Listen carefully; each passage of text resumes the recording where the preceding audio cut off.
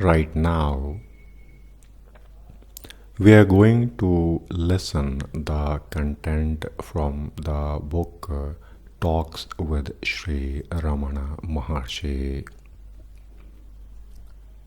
Before entering the talks, we go through the foreword and introduction because this also constitutes some important and relevant information. Let us start.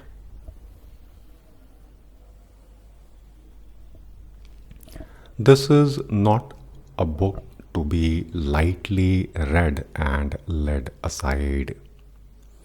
It is bound to prove to be an unfailing guide to increasing numbers of pilgrims to the light everlasting.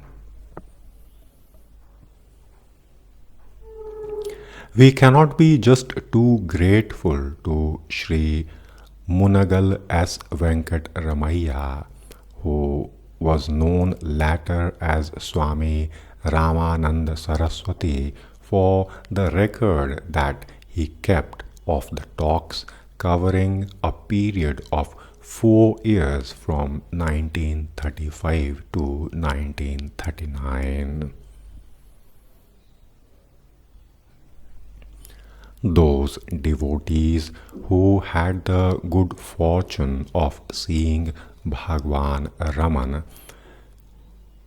will, on reading these talks, become naturally reminiscent and recall with delight their own mental record of the words of the Divine and the Great Master.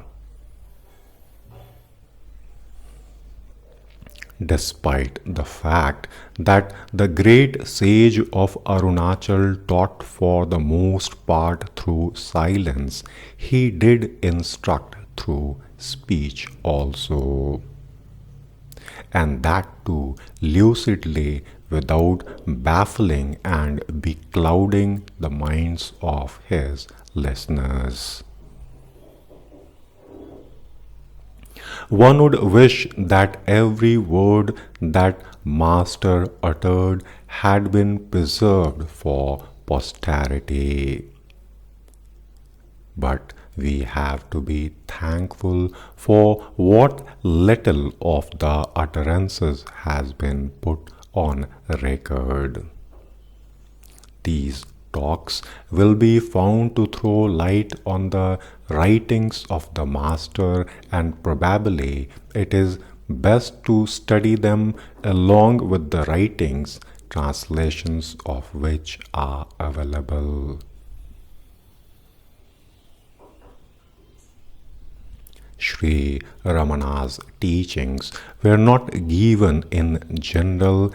In fact, the sage had no use for lectures or discourses. His words were primarily addressed to the particular aspirant who felt some difficulty in his spiritual path and sought to have it resolved then and there.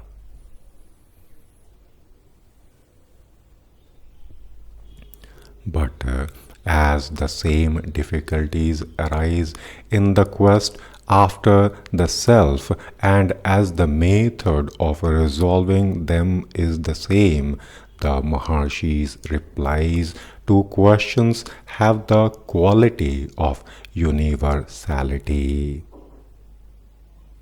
It is not all that can ask the right questions or frame them properly. The talks of the Guru, therefore, is not simply to answer to the point as in an examination paper. He has often to get behind the words that constitute a question and correct the questioner even in the matter of questioning. And And when irrelevant and futile questions are asked, it is not his business to satisfy the idle curiosity of the questioner or confirm him in his delusions. Sri Ramana does not leave his interlocutor in the place where he was. As one of the devotees put it, all our questions are from our standpoint, and Sri Bhagavan's replies are from his standpoint. The questions are not only answered but are also undermined. Various are the attitudes with which one may approach a saint, skeptics and agnostics, theists, atheists, seekers of miracles, and hunters of psychic phenomena all used to go to the Maharshi. Each would naturally put questions that came uppermost to his or her mind.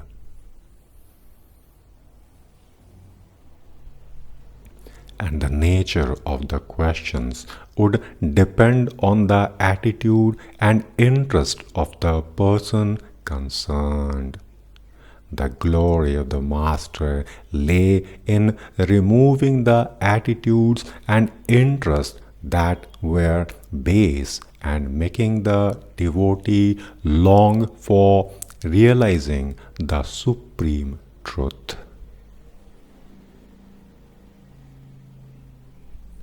Visitors to the ashram often used to put questions to Sri Ramana about occult powers and psychic phenomena. Is it not good to acquire occult powers such as telepathy? Is not the power to make one's body invisible a mark of mature wisdom? Can one read others' minds? The Master's reply to all such questions was that the occult and the miracles are not the spiritual content. The supernormal powers are more hindrances than help in the path to attain or to understand the Supreme Spirit. Some questioners were interested in matters relating to the dead, that what happens to the dead, can one see them? Here again, Sri Ramana taught that these problems were irrelevant and that no seeker after the truth should be concerned with them. An aristocratic and distinguished lady visitor once inquired that, Maharajji, can we see the dead? The Master replied to this question in affirmation, yes. The lady asked again that, can the yogis show them to us? The Master said, yes, they may. But don't ask me to show them to you, for I cannot. Then the lady asked that, do you see them? The Master replied, yes, in dreams. Sri Ramana's teaching, or the central teaching, is self-enquiry. Instead of wanting to know this and that, seek to know the self. Ask, who am I? Instead of asking about 100 other things. Self-inquiry ought to be the easiest of all the tasks, but it seems to be the most difficult because we have become strangers to ourselves. What one has to do is simple: to abide as the self. This is the ultimate truth. This is one's eternal, natural, inherent state. On account of ignorance, we identify ourselves with the not I. The most subtle of all these identifications is with the ego.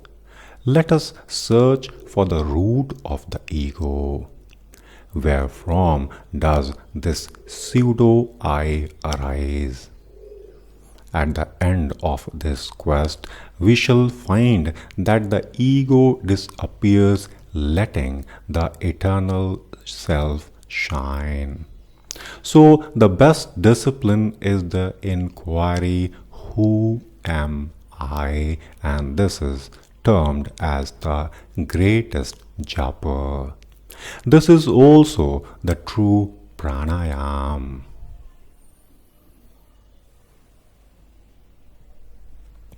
The thought, I am not the body, naham, is exhalation, that is rechak.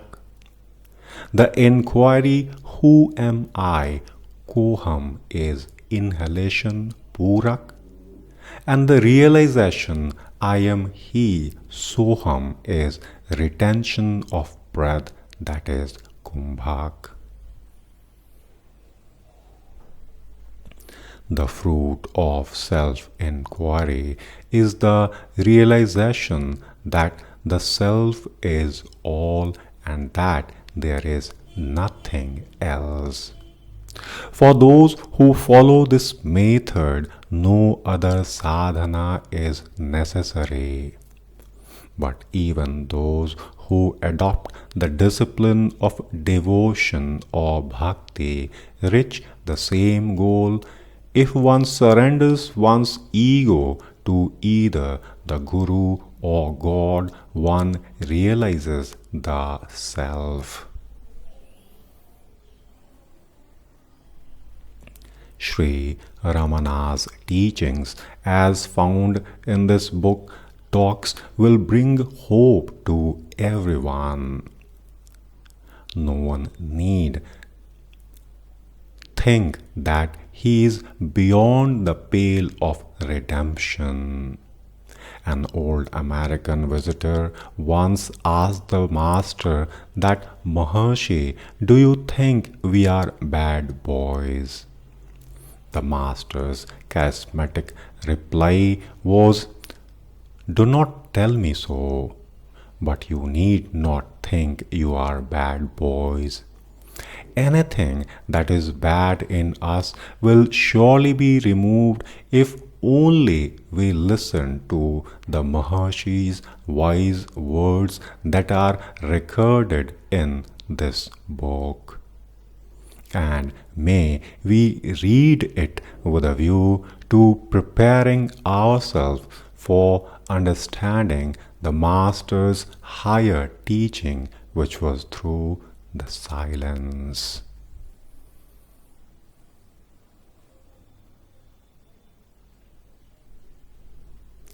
This ends the foreword of this book. Now we move to the introduction.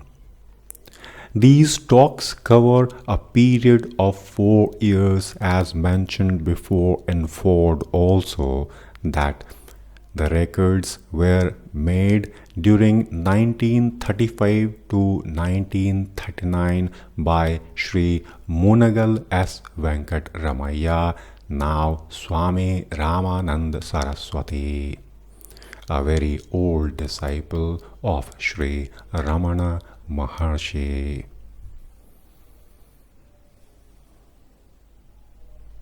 Though a Telugu, By birth, he speaks English and Tamil fluently and is conversant with Sanskrit. These are necessary qualifications for one who wished to record the conversations of Sri Bhagavan with his various disciples and visitors. The 4 years that are covered here were the days when the ashram reached the summit of its glory. Maharshi's health was on the whole good, and the hall where he sat was open day and night to welcome one and all. Visitors flocked there from every corner of the world. There was hardly a country that was not represented at one time or another. The war naturally interfered with this influx, though the number of Indian visitors steadily increased as time went on. But it was these conversations, many with Westerners, that were specially interesting. The modern tendency towards materialism and irreligion, on which the West often prides itself, met its match here. Sri Ramana Maharshi glowed like the sun, and even those who did not understand him or agree with his words were fascinated and could not help but be elevated and relaxed by his presence. Though Sri Venkateramaya was fully qualified for the work, to follow Sri Bhagavan was no easy task when he once started to talk. He had such a command of his subject that he was never at a loss for a word in whichever language he might happen to be speaking. So few notes could be taken, the listeners being too busy trying not to lose a word of what was being said, added to which it was not always easy to understand.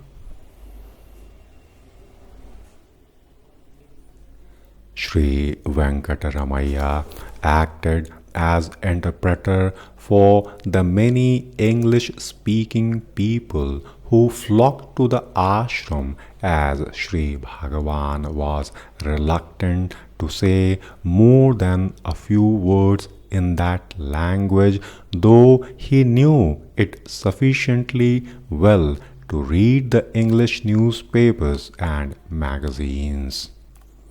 But to act as interpreter was an even more difficult task than just recording. The flow of words was so steady that no interval was left in which their meaning could be conveyed to the ardent questioner.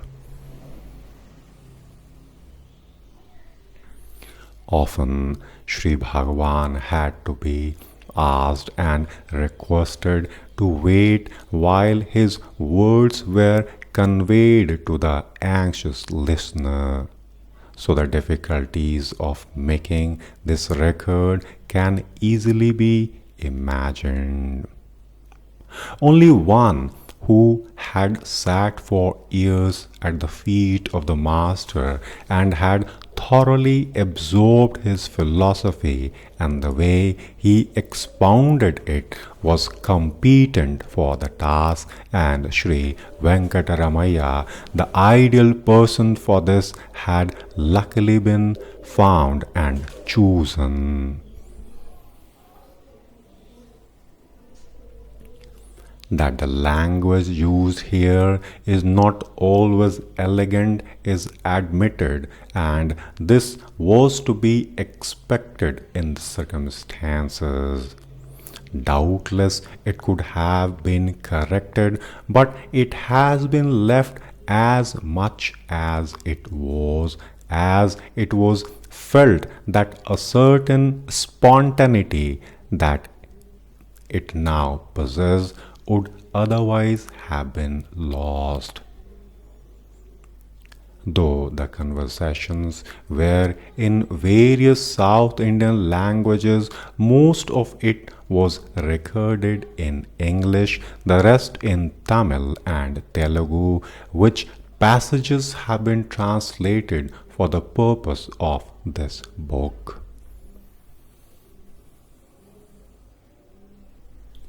The completed notes were often shown to the questioners for verification, but the whole had the seal of approval of Sri Ramana Maharshi himself. As the records were always shown to him for his approval or the necessary alteration after they had been entered in the notebook. Thus, we may be sure that here we have the exact teaching of the Divine Master, and reading them, we once again sit at his feet in the old hall, drinking in every word that falls from his lips, enraptured by his smile, the movement of his delicate hands, and his actions. For he was a true artist, often acting the part of the story he was telling, the better to drive home his point. Some may be inclined to criticize this book as monotonous, but this supposed monotony is deliberate, for some new point is always brought out, however similar the talk may seem. Remember this point again, that in this book we may feel that the talks are similar in nature, but every time we listen the talk, something new will come from that similar words also. Sri Bhagavan always stressed the one essential truth that was necessary for liberation, that there is only one self and nothing but the self. Know that, and everything else is known. This cannot be repeated too often.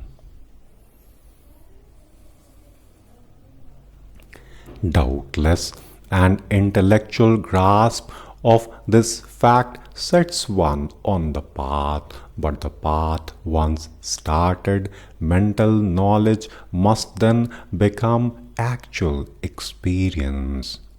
To know a thing absolutely, not just superficially, one must be that thing, otherwise knowledge is incomplete or may confuse the listener, and Raman Maharshi never confused a single human being who raised him.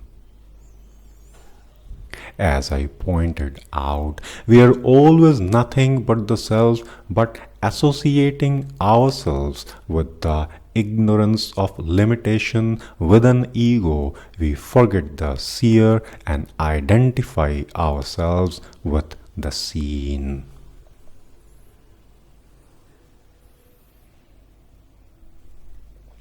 But what can we do about it?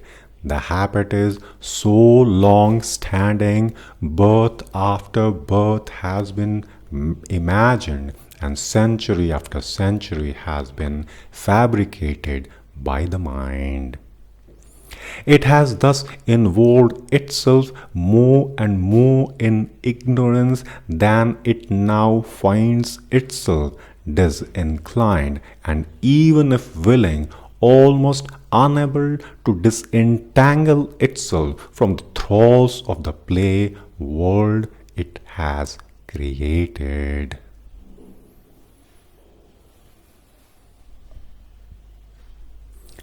You are the self, he tells us, nothing but the self, and anything else is just imagination. So be the self here and now, and there is no need to run off to a forest or shut oneself in a room. Carry on with your essential activities, but free yourself from association with the doer of them. Self is the witness, and you are that.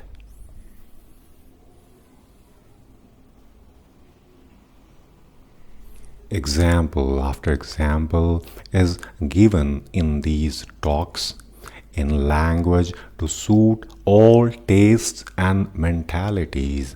The reading of the book automatically drives one inward to the source. It is itself a sufficient sadhana. Don't delude yourself. You are already that. There is nothing more to be obtained, only false association to be shed, limitation to be recognized as illusory. His method of doing this is well known: self-enquiry.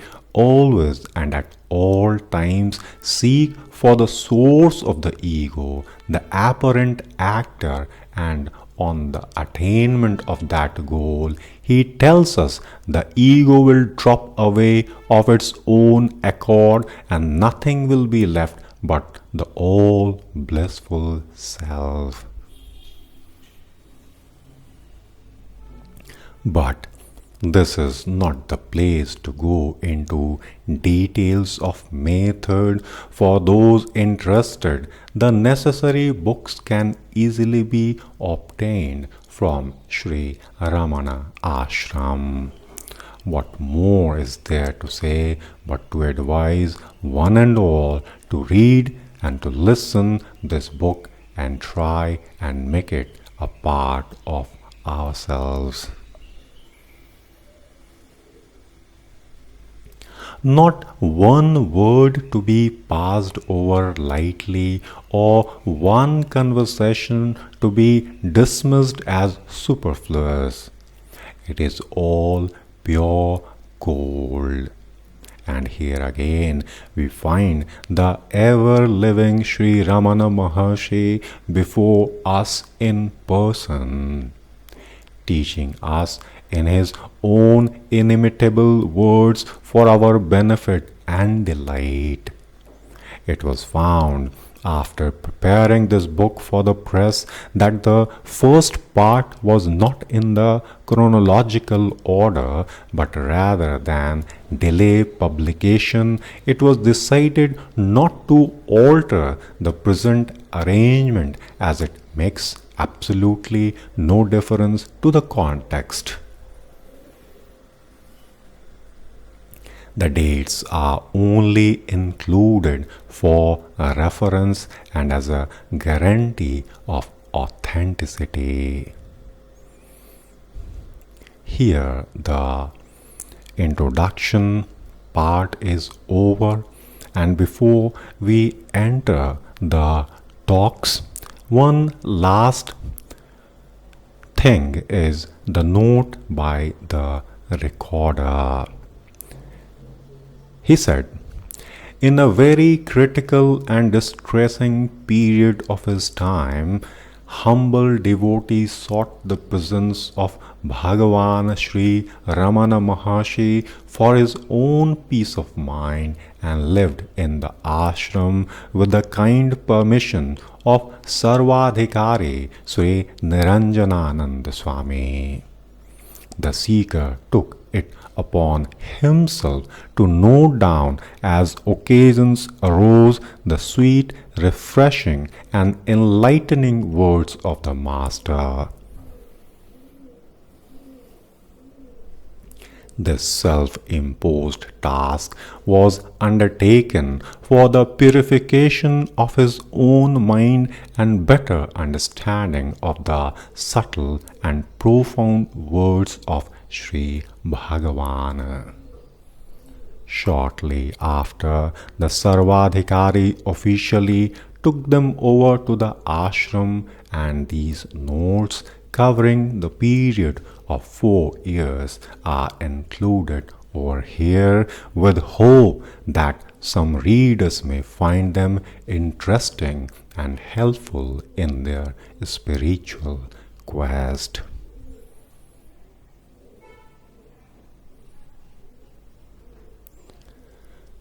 Thanks for listening. We move to the talks with Sri Ramana Maharshi in the next audio. Thanks again for listening and putting your ears on.